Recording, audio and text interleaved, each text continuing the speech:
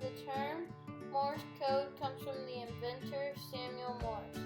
He invented it so people could talk over long distances. It was made by Morse and his helpers in the United States in 1837. It sends messages called telegrams using coded dots and dashes created by the telegraph machine. The dots and dashes combined in different orders to represent all the letters of the alphabet and numbers 0 to 9. By clicking combinations of dots and dashes, people could make words and sentences that traveled by wire over long distances.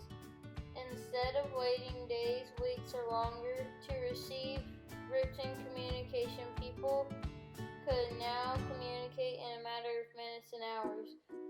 As messages were relayed from one station to the next until it reached its destination, faster communication meant faster discussions and responses in times of need.